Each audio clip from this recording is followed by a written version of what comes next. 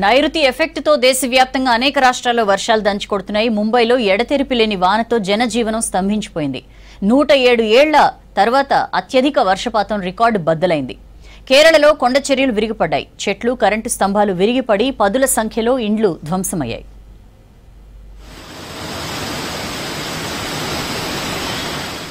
దేశవ్యాప్తంగా విస్తారంగా వానలు పడుతున్నాయి. నైరుతి రుతుపవనాలు అరేబియా సముద్రంలో వాయుగుండంతో పలు రాష్ట్రాల్లో భారీ వర్షాలు కురుస్తున్నాయి. జమ్మూ కాశ్మీర్ నుంచి కన్యాకుమారి వరకు దాదాపు అన్ని రాష్ట్రాల్లో జోరు వానలు పడుతున్నాయి. ముఖ్యంగా ఢిల్లీ, మహారాష్ట్ర, గుజరాత్, కేరళ, తమిళనాడులో వానలు బీభత్సం సృష్టిస్తున్నాయి.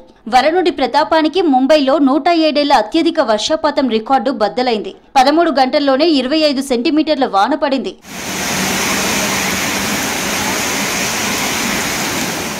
ఆర్థిక రాజధాని ముంబైని వర్షాలు అతలాకుతలం చేశాయి. కుంభవృష్టి వానలతో లోతట్టు ప్రాంతాలన్నీ మునిగిపోయాయి. సబ్వేలు, అండర్ పాసుల్లో వరద భారీగా వచ్చి చేరింది. కొత్తగా ప్రారంభించిన ముంబై మెట్రో లైన్ 3లోకి నీళ్లొచ్చాయి. రాకపోకలు పలు చోట్ల నిలిచిపోయాయి.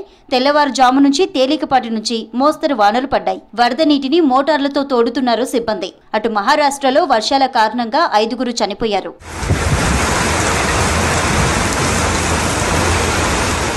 నైరుతి ఎఫెక్ట్ కేరళలో భారీ వర్షాలు కురుస్తున్నాయి.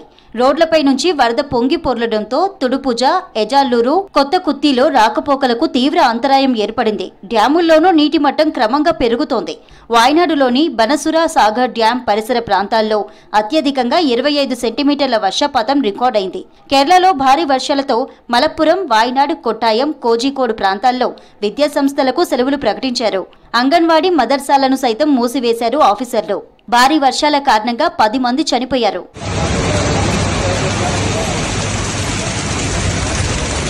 కేరళలో చాలా ప్రాంతాల్లో కొండ చర్యలు విరిగిపడ్డాయి. భారీ చెట్లు, కరెంటు స్తంభాలు నేలకొరిగాయి. రోడ్లు, ఇండ్లు దెబ్బతిన్నాయి. కన్నూరు, కోజికోడు, వాయనాడు జిల్లాల్లో రెడ్ అలర్ట్ కొనసాగుతోంది. త్రిశూర్, మలప్పురం, ఇడుక్కి, కాసర్గఢ్ జిల్లాలకు ఎల్లో అలర్ట్ కంటిన్యూ అవుతోంది.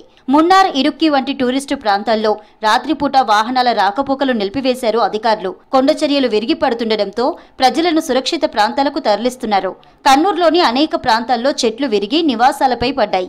కరెంటు స్తంభాలు సైతం నేలకొరిగాయి. దీంతో ఇండ్లు ధ్వంసమయ్యాయి.